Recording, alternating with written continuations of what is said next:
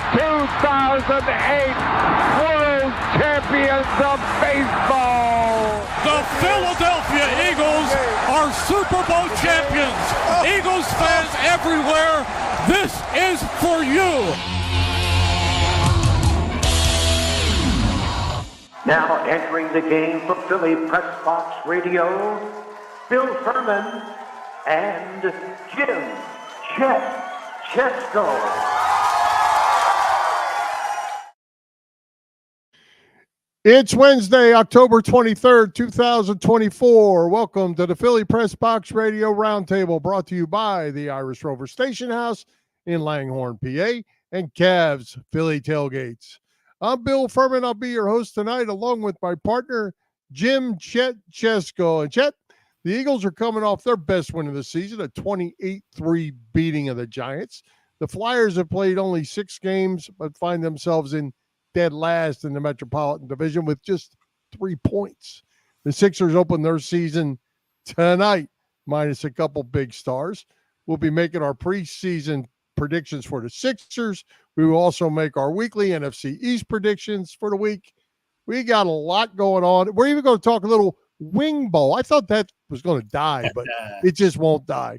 We have plenty to talk about, as always, in Philly sports. Never a dull moment on the Philly sports scene, Bill. And yes, I attended the world premiere Tuesday night of a documentary about Wing Bowl, and I'm going to have my review later in the show. Try to contain your excitement, everybody. Well, looking forward to it.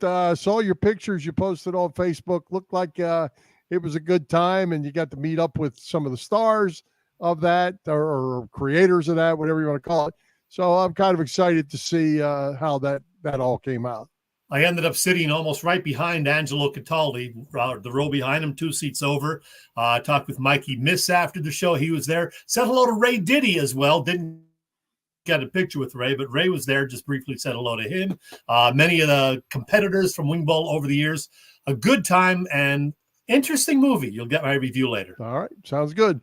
Hey, we have a great guest tonight making a return visit to Philly Press Box Radio and Inquirer.com.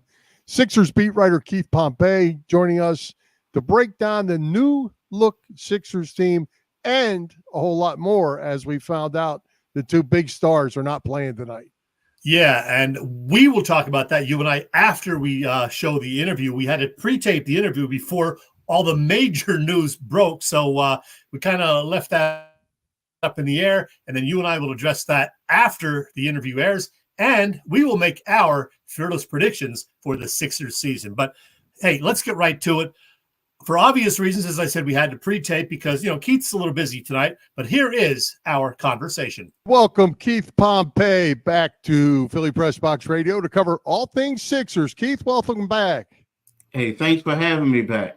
Full disclosure, first of all, to everybody out there, the Sixers tip off their season Wednesday at about 7 o'clock, which is when we air our show. So we're taping this interview with KEITH Monday evening, about 48 hours before the Sixers begin that season. We don't know, as we're taping this, if Paul George and or Joel Embiid will be in the starting lineup. So there's that.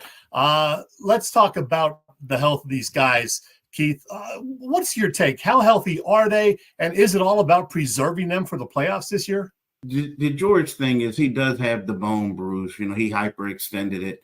In regards to Embiid, I think, let's face it. I think Embiid came back too soon. There was 7 games left in the season, and you looked at him, kept falling to the floor in the playoffs. I personally think that he shouldn't have played in the Olympics. I don't think he made it worse, but I think the rest that he should have had, now he's trying to take it now. So, yeah, it is a ramp-up process, but it's not, I wouldn't say it's 100%. And that's what they're trying to get it to be. So, yeah, for both of them. But the thing about Paul, he has a bone bruise. And sometimes they say the best thing for that is take 2 weeks off. And right now it's only been a week. So if you're saying to yourself that you want to basically be 100% for the playoffs, well, then that means you need to take at least a couple more days off. KEITH, you mentioned Joel Embiid in the Olympics. I thought he was fabulous for the most part, playing with the stars. He was certainly a star. I think we kind of hoped that was going to carry over and bring some energy to this season? It doesn't seem like so. No, it doesn't. The one thing that I will say, Bill, that everybody's talking about, and I keep going back and saying, are y'all sure? Are you sure? A lot of people are talking about that by him being a part of that team, he learned that he really can't do it by himself. He learned that it's one of those things where it doesn't matter anymore how many points you score, this and that. Now, everyone keeps saying that, and they think that is going to be the energy that he brings, and things like that once the season starts. Like, he's going to bring more leadership. He's going to be more selfless. Me personally, I keep saying to people, I have to see it. And that's not a knock against Joel, but typically guys who are elite players, they always want to be the man. And is he going to be okay by setting screens and passing the ball and doing all this other stuff? I feel like that he's still going to want to be the best guy on the team. So for me, I have to see it. We heard last week that he'll probably not play any more back-to-backs. They want to make sure he's healthy for the playoffs. So with that in mind, how many games do you think we're going to see Embiid, George, and Maxey on the court together this season? Well, so there's 82 games. I think Joel might miss like 30 games, like 25, 30 games. Wow. I want to say maybe 40-something, maybe 50, maybe, right? I don't see we'll see a lot of them think that we'll see him on the floor a lot if he misses this many games, right? Yeah. So I don't see it. I don't see it a lot, no. Well, Keith, that always troubles me about the NBA anyway, and you kind of led right into it. It's really a matter, it almost seems like it's a matter of finishing in the top six. It's just this, the regular season has become an exercise to get to the playoffs. Hope you guys are healthy. Take the fans' money, though, wherever you can. But the important thing is to just finish in the top six, and it makes the regular season more kind of meaningless. Yeah, it does. It does. And that's the hard part, right? The league is trying to bring it back, right? Because remember before it was all about load management. And then all of a sudden they're like, hey, you got to play in 65 games to do this and do that. But it got to a point where I don't know how many times where, and especially when the Sixers played the Miami Heat, where you would go to the arena and you're asking yourself, who's this guy that's going to be the fifth starter? You know what I mean? It just got to a point where it became meaningless. And it was, for some people, they'll save up. These tickets cost a lot of money, and they'll save up their money to get a ticket like for a year or so, get the hotel room. They'll fly in from another place just to see the guy that they wanted to see, their idol, and they get to the game and he doesn't play. And it's kind of like, I really don't want to be here because I don't know who these guys are. You know what I mean? So the league needs to correct that. Tyrese Maxey is good to go with his thumb. He said at Sixers Media Day that he expected there would be growing pains this year, given the numerous new faces on the team. How much pain we talking about, do you think, Keith? You know what? I think he's right. I think the biggest growing pain is going to be getting Paul George more like in the mix with the other two. Like when you look at Paul George, he's used to coming from, the Clippers where, he and Kawhi were the stars. Kawhi was hurt most of the time. Paul was too. But when Kawhi was out, it was all about Paul George, right? Elite and everything. So now you come in and you have to figure out like, okay, how am I going to play off of Maxey? When the games are close, when do I take over? Am I going to be the closer? Like, what is my role going to be? And if you're Tyrese Maxey, the last year, it was all about, it's me and Joel. Now I have to incorporate another guy in here. And the growing pain comes from that Tyrese Maxey had 3 games where he scored 50 or more points. Well, if I try to take over like that, now that we have another guy, am I going to be shooting the ball too much? So to me, I think the biggest growing pain for them is learning how these two guys are going to adjust. Because as much as Joel Embiid says what he says of him deferring, Joel Embiid is by far the best player not by far, but he is the best player on the team. So other guys got to try to fit in playing around him and then also fit in playing off of each other. Speaking of Maxey, Keith, is he ready to still take another step and kind of move into the elite in the NBA? He sure got way better over the last year.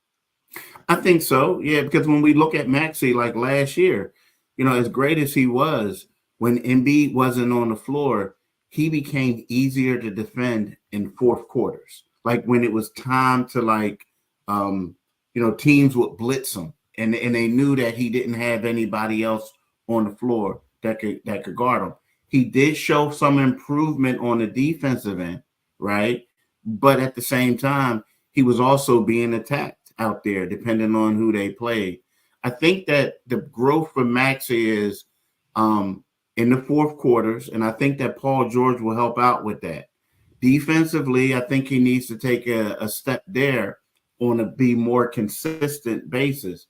But I also think that, when we look at Tyrese, he's a scoring point guard, right? He became an all-star being a scoring point guard.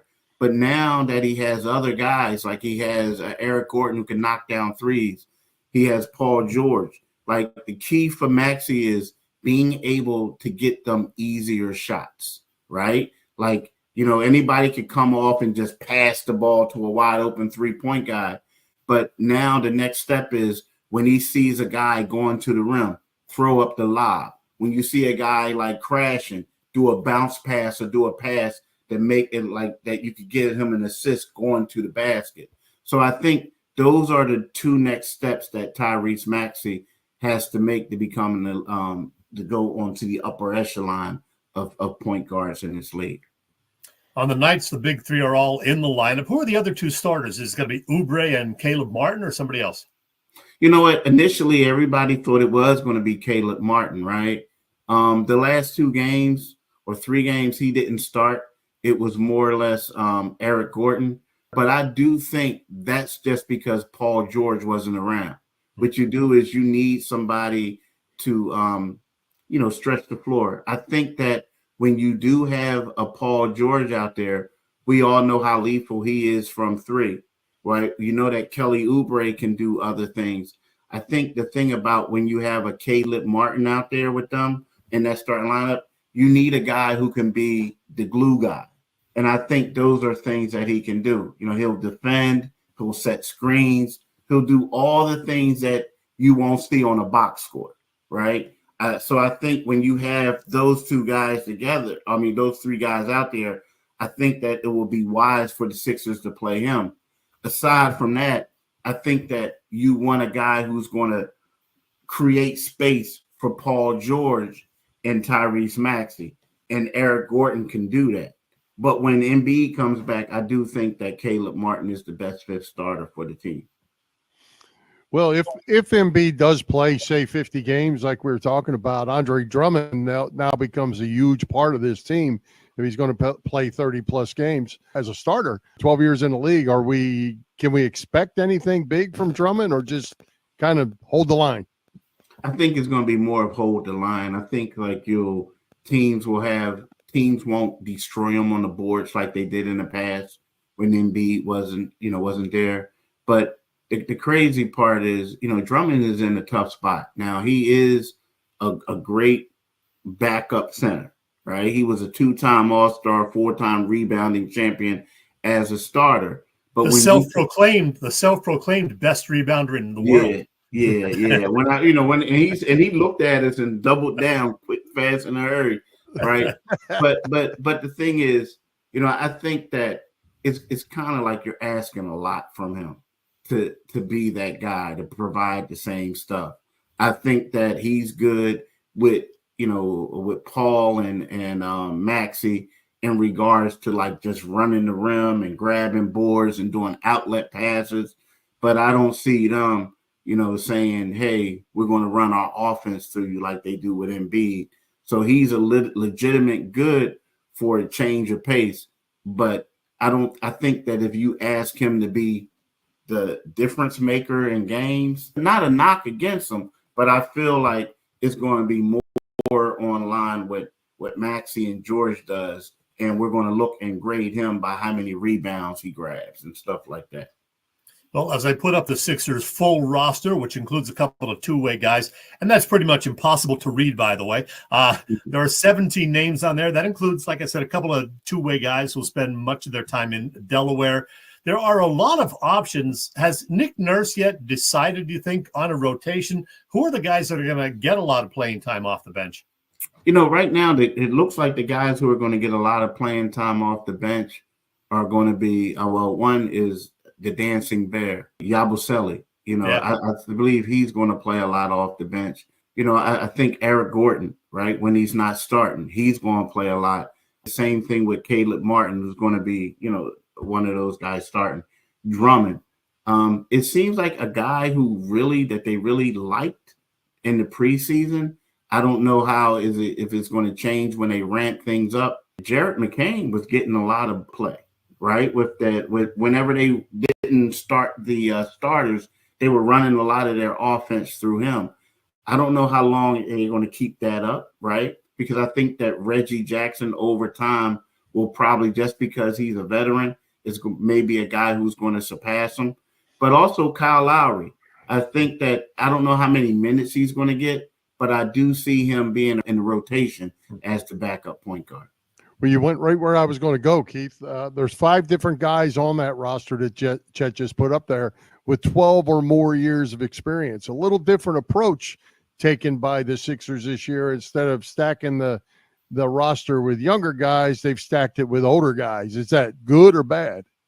It depends. I mean, it really does. Now, sometimes when championship teams, if you notice, they do have a bunch of guys in their 30s on that team, right? Because you do want that leadership. The good thing about all these guys are that, like, you have Kyle Lowry, you have Reggie Jackson, 2 of the older guys. They both won championships, right? The bad thing about it is a lot of these guys, you can argue that their best basketball is behind them.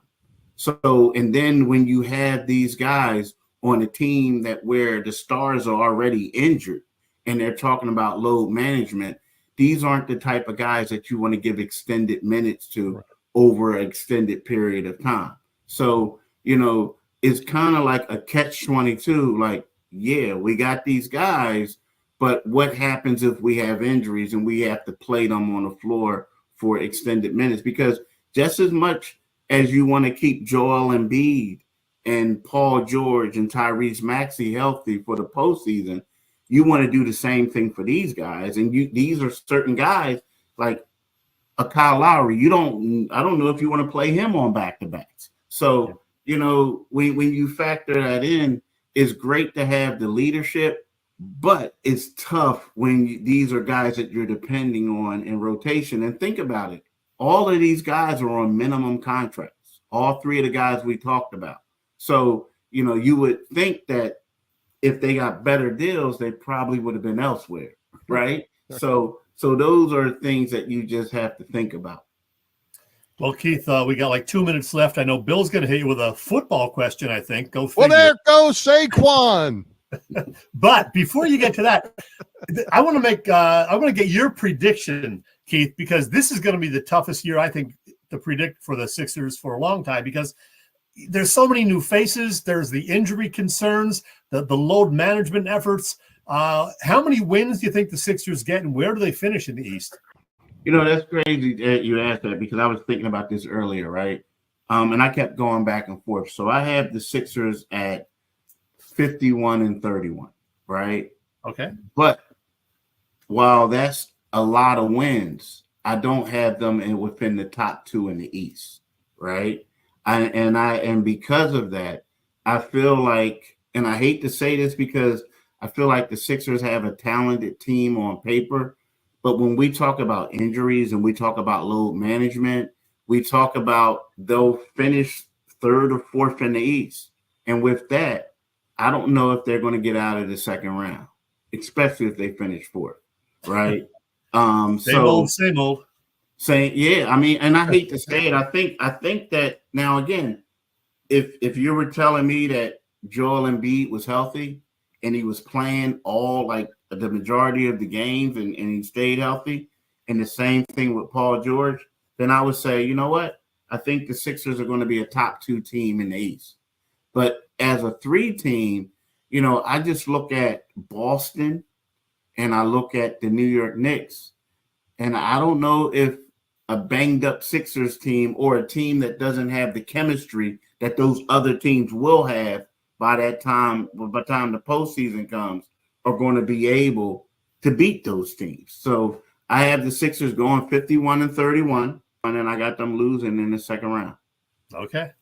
There you go. No, what's on your mind? I'm not going to beat you up, Keith, because we know you're a Giants fan. Everybody knows that. You already got your beating on Sunday. but I just have to say, from the Daniel Jones standpoint, he takes the heat. They're not a good football team. That offensive line is not good. Not having Barkley is the best thing that ever happened to Barkley, because they're not very good. And actually they're even worse than I thought they were. They're not very good. They're horrible. I mean, if you saw, like, remember they went to the first round pick. His name escapes me now. Neighbors. The receiver. Neighbors. So they go to him, and then they go right back to him. I'm like, okay, like, this is the offense. That's all they got. That's all they got. And he's coming off a concussion. I'm like, you're about to give him another one, right? Yeah. Somebody, I don't know how true it is, but one of my Giants friends texted me today and said, Daniel Jones has not won a home game since he got that contract. And I was like, wow. You know, and you look at him, and he is a bad quarterback. But you're right, the team is horrible. Like, they need to spread some of that money across the front 5 and block. Yeah, and he had no chance. He had no chance. And you know what? And I keep saying this, I'm not mad at Saquon.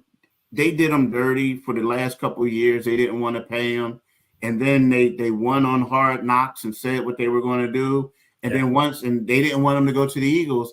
But as soon as the Eagles came with that offer, they didn't match it. They said, we can't match it. So they get whatever they deserve whatever they get. Hey, follow this guy on Inquirer.com. Follow him on X, Pompey on Sixers, and check out the Locked On 76ers podcast. It's pretty darn good. Keith Pompey, thanks a bunch, as always. Thanks for having me, fellas. Chet, it's always good to have Keith with us. He is obviously he's on his job and does a great job at it. And his honesty about some things with the league and how it's all going, pretty candid stuff. Yeah, Keith knows his stuff. He's a great job, covering the Sixers. They certainly give everybody lots of news all the time. And we got to talk about it, Bill. We know now Joel Embiid is going to be out not only for tonight's opener, but for at least the first week of the season. My question is, what the hell's the issue? They're not really saying. He had some knee issues last spring. He played in the Olympics, though. The frickin' Olympic gold medal game was 11 weeks ago, August 10th. They're saying he's ramping up. What is he ramping up from? I'm getting pissed about this, Bill. I'm an Embiid guy, but this is ridiculous. Yeah, well, there's an article that just came out this afternoon, Chet. I don't know if you saw it. It was on ESPN where they're talking about the NBA is going to investigate I saw, that, and they are calling it left knee injury management. And he will miss 3 games this week is what they're saying. And apparently that's not uncommon to do an investigation like that. I've never heard of it before, but apparently it's not uncommon when the stars sit out to do an investigation. But, and this is kind of what we said, it sets the season off on the wrong foot. Sure does. And in Paul George's case, he's hurt. We watched him get hurt. Yeah. So I think we could go a little bit with that. And it sounds like George may be back before Embiid. But then when you tack on the other stuff, which you mentioned in the interview about not playing back-to-backs and all that kind of stuff, I hate to use the word prima donna, but it's almost like we're coddling this guy, and enough's enough. And, I think the Sixers actually had a very good offseason, Maury, adding to a depleted roster after everybody left the free agency last year. They brought Oubre back. They signed a lot of veterans, like the Eric Gordons and Caleb Martins, drafted Jared McCain. I I think there was some excitement building about this team. Like maybe this could be the year. And then they wait till the day before the season opens to announce that, oh, Embiid is not ready yet. He's ramping up. And then they announce after that he's going to miss the first week of the season. Are they waiting till the very, day before the season so they don't have ticket sales take a hit? The Sixers are, I think, the most poorly run of the four major franchises in Philly, and they're showing that yet again. Yeah, and I think if you read the writing on the wall, though, when he wasn't participating in any preseason games, wasn't even going out on the court, that had to ring some bells that, hey, something's not right here. But they just waited until the last minute. And you know what, Chet, I get it. I get what you're saying. If I'm a season ticket holder, I'm not happy. I'm not happy. And I'm not going to be a season ticket holder because of it. And our friends at Edge of Philly Sports, posted today about that very thing. Season ticket holders should be pissed. They should get some sort of a refund. You get a season ticket, and you're going to see this guy sit out so many games. Many of them planned due to the load management. So they have a right to be pissed, and it is frustrating. Joel Embiid is a guy who has so much talent, but he's not on the court enough. And, he's never going to win another MVP because he's never going to play the 65 games that are required now. And, of course, all of this is happening weeks after they sign him to that contract extension that's paying him, $50-some million a year. Right. Crazy. Yeah, and as a fan, too, I Keith pointed this out. If I'm wanting to go see Steph Curry, LeBron, KD, whoever your guy is, and I pay hard-earned money to go down to the game and everything that goes into that, and that guy doesn't play, I'd talk about a way to turn off fans. That's certainly the way to do it.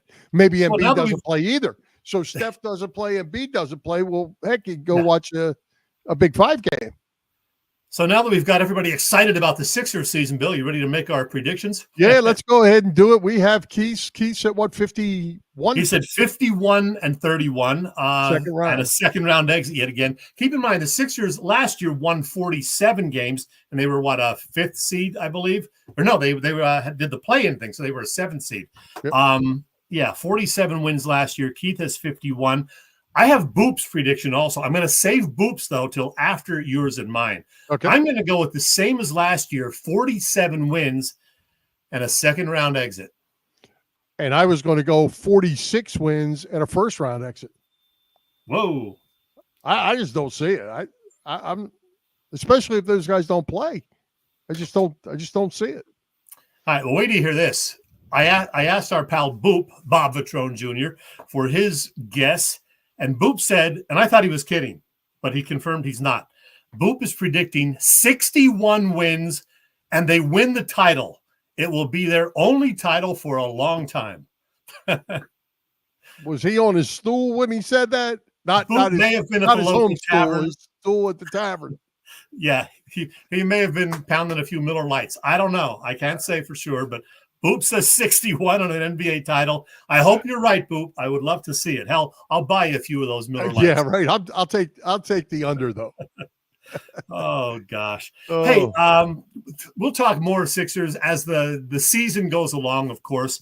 But we noted over our prior couple of shows, Philly Press Box Radio is now part of a new small podcast network that we, Bill, are going to help grow. It is called the STT Sports Network. I can find the little logo. There it is right there. Sports Network set up by our pal Phil Stifle, host of the terrific Trending in the AM show that you can find every single morning on Phil's STT Network. He does a great job. We've talked about that. Phil has a YouTube channel also. It is the STT Sports Network YouTube channel. So check out Phil and be sure to subscribe to, again, the STT Sports Network. There's Phil. And I want to mention you can find Phil's show on there. You can also find Philly Press Box Radio on there. There it is, the STT Sports Network YouTube channel. And by the way, Phil will be joining us on Philly Press Box Radio in 2 weeks. That is November 6th. That's going to be lots of fun. And once again, I do want to mention, to be clear about this, it is the STT, not the STD Sports Network. STD, you search that, you're going to find all sorts of pictures that you might not want to see. Stop it. Stop it. Hey, I had fun with it last week. I did it again. While you're at it, what's going on over at the Irish Rover Station House? Well, speaking of fun, the Irish Rover Station House, you know this, has, happy hour specials, 24 beers on tap all the time. And Thursday through Sunday, they have dinner specials, the Rover being located on Bellevue Avenue in Langhorne. They have Chef's Killer Burgers every Thursday, too. This Thursday, by the way, something special is happening. The Irish Rover welcomes Marissa from WMMR for an Eagles kickoff event. They do this all season long on Thursday nights. Bud Light Thursday night kickoff. So there'll be Bud Light specials. Plus, you can enter to win Eagles tickets for an upcoming game. You can meet Marissa. She is wonderful. I'm going to be there too, 7 p.m. tomorrow or Thursday if you're watching during the day Thursday. So be there. And then coming up on November 2nd, get your costume ready and get to the Rover's spooky drink and appetizer specials for the Rover's annual Halloween party. Always a good time. Yeah, prizes for the best costumes. The Irish Rover Station House is located on Bellevue Avenue in Langhorne. Check the website for all the details. And of course, IrishRoverStationHouse.com. Where are you, Merrill? I can't find Merrill. Well, I'm going to go with Hey, everybody, it's Willie Nile here, and you're listening to Chet and Bill on Philly Press Box Radio. You lucky people.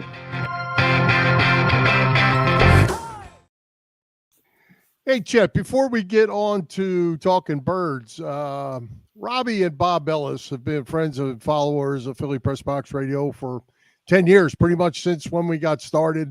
Don't know if Robbie is able to be on tonight or not, but they've run into a bad personal situation. Yeah, we do want to mention this. Our friend Robbie, one of our faithful listeners from, as you said, the very, very early days of Philly Press Box Radio. She and her husband, Bob, suffered a bit of a tragedy earlier this month, a fire at their home. Very heavy damage. They lost lots of their belongings. So our hearts go out to them, certainly. And a friend of Robbie and Bob's has organized a fundraising event on their behalf to be held Sunday, November 17th, 2 to 7 p.m. at Curran's on State Road in Northeast Philly. Great place, by the way. I haven't been there in a few years, but it is a great place. There will be baskets raffled off, a 50-50, donation buckets, and live music, of course. Robbie and Bob love the live music. You can also donate by using a GoFundMe link if you can't attend or simply wish to donate separately. You can find all the details on the Facebook page, Helping Our Friends Bob and Robbie, as you can see right there. And Philly Press Box Radio will be donating to this cause, and hopefully some of the rest of you will find it in your hearts to help out as well, if you're able. Meanwhile, hang in there, Robbie and Bob. Absolutely. Our hearts are with you. We're certainly thinking about you and hoping nothing but the best as you get back on your feet. It's certainly a difficult time, that's for sure. Yep. All right, Chet. The Eagles took care of business with a 28-3 win over the Giants. Saquon Barkley and the defense were the stars of the game. Before we get to Saquon, Chet, the Eagles defense, do you realize in the last 9 quarters has given up 5 field goals and no touchdowns? I do. This was the kind of statement win that I was hoping for, Bill. The first double-digit win in nearly a full calendar year. Yeah, it was against a not very good Giants team. I get that, but that don't matter. Yeah, Saquon was terrific against his former team. The D was awesome, lots of sacks, and they gave up 0 touchdowns for the second straight game. So just look at some of the numbers right there. It was total domination. You could relax midway through the third quarter for a change. Boy, like I said, haven't had that the case in just about a year. So need to see more of that. Keep it going. But you saw sacks by Bryce Huff. You saw 2 by Nakobe Dean. Jalen Carter had 2 sacks, I believe. So real nice win. Yeah, and just remember what we talked about last week. Take away that 1 second down play from Barkley, and you have back-to-back dominating wins, albeit against the Browns and the Giants. So what? They're the teams on the schedule. Beat them up. That's your job. Yeah, and you put up the standings right there. The Eagles in second place, just a half game behind the Commanders, who look like they may be for real, although Daniels got hurt early in last week's game, and they still won easily with Marcus Mariota quarterbacking and putting up 40 points. Go figure. You just never know with the NFL. But, yeah, Washington may be for real, but I think the Eagles still have a very good chance. The schedule's not crazy difficult in the weeks ahead. I think I have the upcoming games. Yeah, the middle 6 games for the Eagles. You get the Bengals this week out there. You do have also Jacksonville, Doug Peterson, assuming he still has a job, back in town.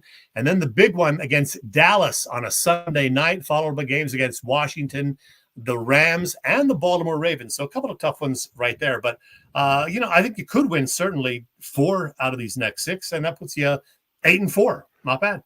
Well, there's a rumor running around today about the Rams wanting to or some trade discussion between Matt Stafford and Sam Darnold. That would be interesting. The Rams aren't that good either. And, I hate to say at this point, Chet, because the Eagles could be in this conversation if they can continue to gain some momentum. But it looks like the Chiefs and the Ravens are kind of playing in a little different league than everybody else right now. Yeah, but, the Chiefs and the Vikings, don't look like they're dominating any weeks. I think Patrick Mahomes is like 21st or 22nd in the league as far as quarterback passer rating or whatever, but they're getting it done. So that's what it's all about. It's about the wins. Going to be an interesting rest of the season. No quarterback is really standing out like in past years. There was one 300-yard quarterback this week. Really? I don't remember who it is, but I saw that there was one. Huh. Yep. So interesting.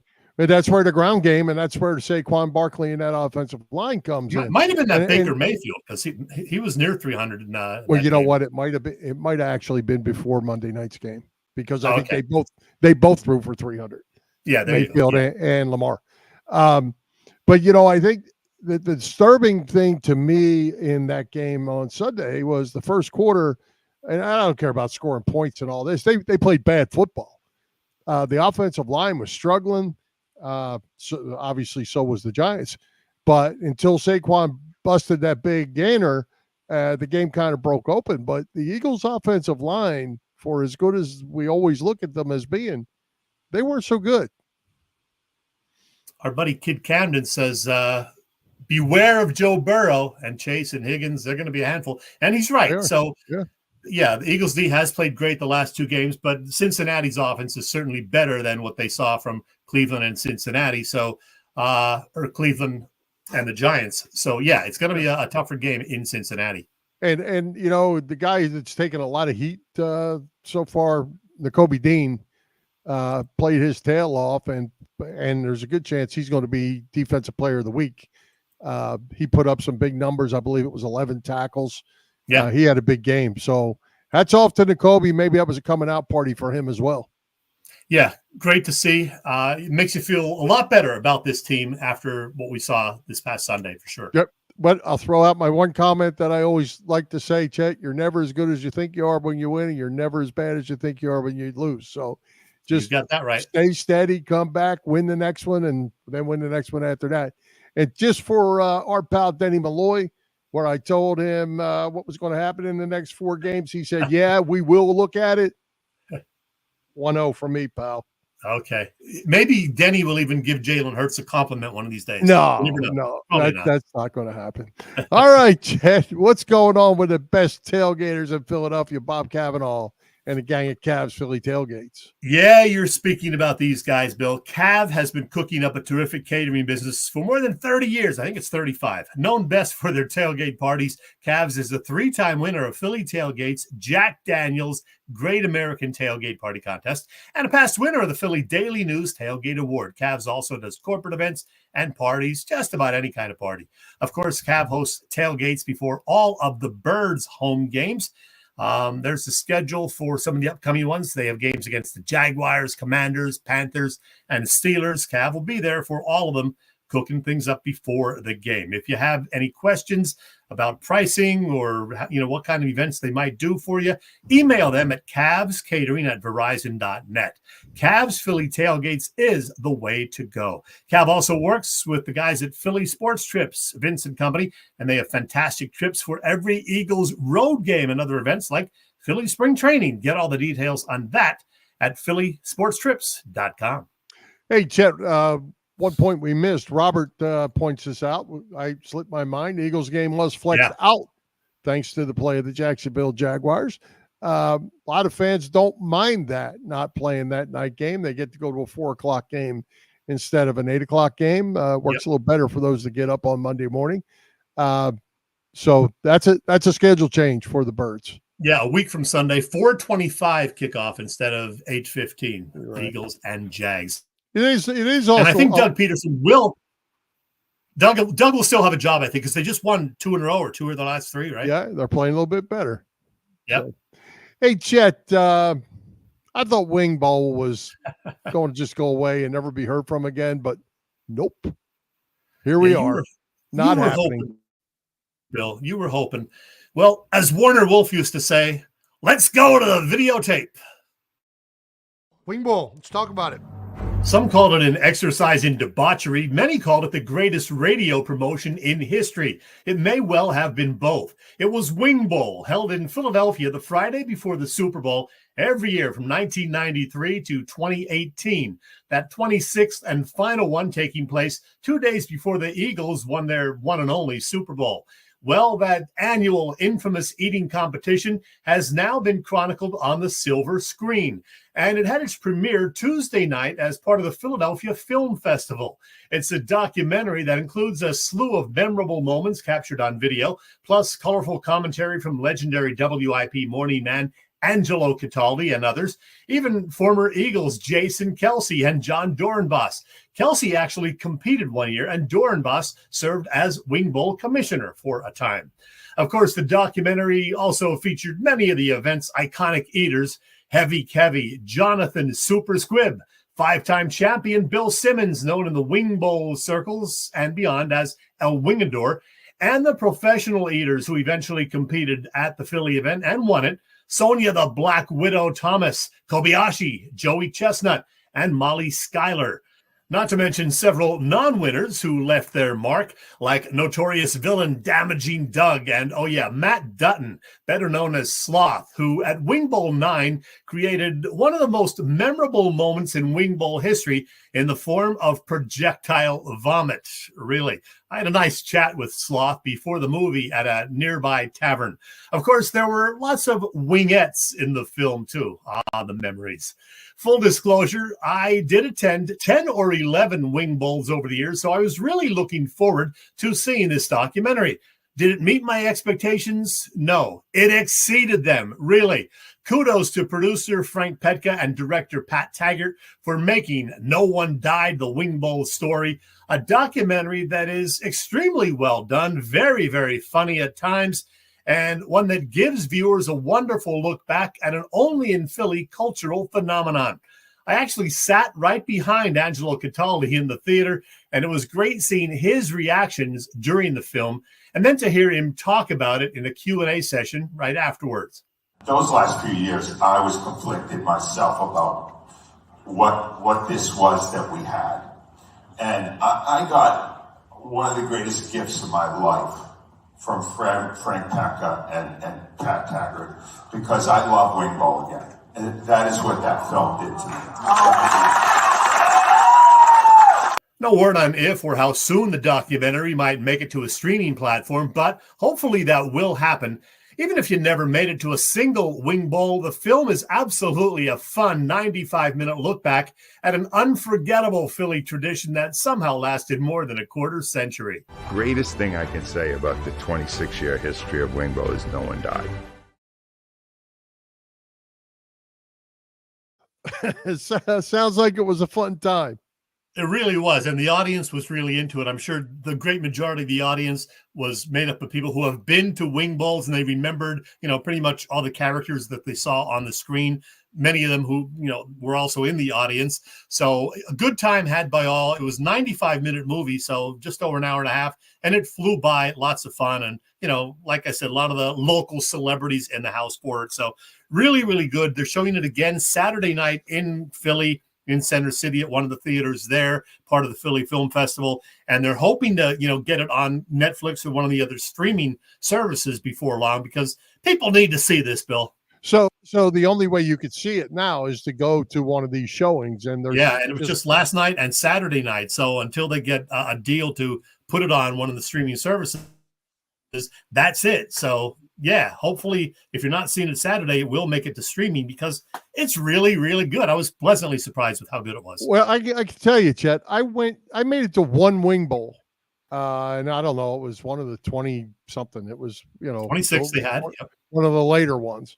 I didn't need to go again. Once was plenty. It was fun. It was raunchy. It was, I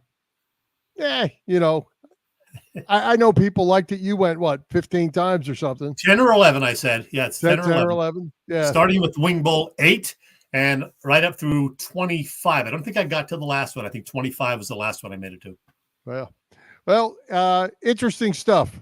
I don't, I would watch it. I mean, I would watch it if I had the opportunity just because I would know a lot of the characters in it. But and the good thing is no one died and it made a lot of money. Did they talk about that in this at all? Oh, yeah, they did, which allowed them to give bigger and bigger, better and better prizes every year. But they also mentioned that WIP kind of soured on the whole idea the last few years just because of the debauchery and, a lot of negative comments from the public. And even now with the movie out, WIP does not want to do anything to promote it, which is weird. So you had Angelo on with Mike Missinelli on 97.5 last week promoting it. Very weird. Yeah, WIP is kind of saying, just forget about that Wing Bowl thing. Well, how about that? Well, hopefully it comes out. I'd like to see it. Check it out. I think it'd be fun. And it sounds like you had a great time. Real good time. Yep. All right. Well, hey, let's get to our weekly picks. We've been pretty miserable, but I think we're getting a little bit better over the last couple of weeks. Yeah, we actually had a real good week this past week. Let me see if I can find the standings. There you go. Yeah, how about this? Boop and I were both 5-0. You lost on the Tampa Bay Ravens game, I believe. But now you and Boop are tied for first place at 18-13. I'm making my move, Bill, after a couple of good weeks. 14-17, still under 500, but just 5 games back. Long way to go. So beware, guys. Beware. One comment about that Tampa Bay game, Chet. Yeah. And, I'm not even going to say their names because I wouldn't want it to be these guys. But Tampa Bay lost Mike Evans and Chris Godwin in the same game. Godwin for the season and Evans for a month. If you imagine losing 2 guys that play that position on our team. I didn't know that Evans was lost, but how long's he out now? A month. And I saw the Godwin injury. That was a shame. They didn't even show it on replay, but I was able to rewind. That was nasty. And it was really sad because it happened with like 45 seconds left in the game that they really had no chance of winning. They were just trying, for a miracle kind of finish. So it was sad to see because he's such a great player. And, that pretty much dooms Tampa Bay's season. Yeah. And Godwin and Evans had played with a hurt hamstring. He was questionable up to game time. He's a baller. He went out there and blew his hamstring or whatever he did, and he's out. So let's get to the picks. Let's get to the picks. We'll come back to our margin of victory standings and picks after that. But we don't have Boop with us, as we talked about, Bob Patron Jr. with us live tonight, but we do have his picks. So here we go. Chet, we stuck just to the NFC East this week since all 4 of them are playing, and they're not playing each other. So we have Bears visit Washington with the Bears -2.5. Questionable on the quarterback there. Dallas at San Francisco. 49ers are -4.5. Monday Night Football, the Giants visit the Steelers. The Steelers are -6.5. And the Eagles travel to Cincinnati to meet up with that Joe Burrow. Bengals -2.5. All right, here we go, Bill. I have the sheet from our pal Boop. Bears at Commanders. Chicago has not lost since September 22nd, but Marcus Mariota stepped in for an injured Jaden Daniels to complete 78% of his passes, and Washington didn't miss a beat. Boop is picking the Washington Commanders. I am not. I don't know the status of Daniels yet. Nobody does, but I just think Chicago's been on a bit of a roll lately, and even on the road, I'm taking the Bears. I'm taking the Bears as well. Okay. Yeah. I'm not bought in yet on Washington. We'll have to see. Cliff Kingsbury is the offensive coordinator. He's been around the league for a while, and now all of a sudden he's a magician. I'm not buying in right yet. Dallas at San Francisco. 49ers are not playing that great, and Dallas, last we saw them, was getting thumped. And the Niners lost a receiver too, did they not? They did. They've lost a couple receivers. Yeah. So Boop says, might be the perfect time for San Fran to right the ship. His pick is the 49ers. Now, I am taking the stinking Dallas Cowboys, much as it pains me to do so. I'm taking the Cowboys to win on the road. They seem to be playing better on the road this year than at home, so I'm taking Dallas. Dallas stinks. They're not beating San Francisco in San Francisco. I'm going 49ers. Monday Night Football. The Giants visit the Steelers. Steelers minus 6.5. That team we saw play the Eagles isn't beating anybody, but, it's a new week. Interesting stat from Boop right here. Since 2009, the two North Jersey NFL teams, that would be the Giants and Jets, are 4-21 in the state of Pennsylvania. How about that? His pick, obviously, the Steelers. So is mine, the Steelers. So is mine. That's a Boop stat right there. Not anybody. Yeah, that's a good Boop stat. There you go. Okay, Eagles travel to Cincinnati to meet up with Joe Burrow. Bengals minus 2.5. Boy, this one had me going back and forth. Boop says, why do I get the feeling Saquon Barkley is going to get just one carry in the first quarter Sunday? Hope that's not the case. Boop's pick is the Eagles. As I said, I went back and forth. Ultimately, though, I did take the Eagles in a close game. I'm taking the Eagles. I had a hunch. In a not-so-close game. Hey, by the way, I mentioned last week that although it looks like he's disappeared from Facebook, Boop is alive and well. He remains, though, in Facebook jail. How long did he go to jail? For some sort of post. Yeah, I don't know. He said it could be a couple of months. I don't know. Apparently, Facebook took issue with something he did. He's not sure when his time behind bars will end, but on his behalf, I'll remind folks to check out the Boop website where you can get the daily listings of TV, sports of interest, and all sorts of other fun stuff. That website, by the way, sponsored by Chick's Deli in Cherry Hill, is boopstats.com. Hang in there, Boop. Now, margin of victory pool. Kind of like the survivor pool, except you don't get eliminated if your one surefire pick loses. You do get points if that surefire pick wins, the points equating to the margin of victory. Well, we are on the comeback trail, Bill. As you can see, we all had a good week. We all took Jacksonville last week because they were playing, I guess, New England, who stinks. So Jacksonville won by 16. We all get a win and 16 points.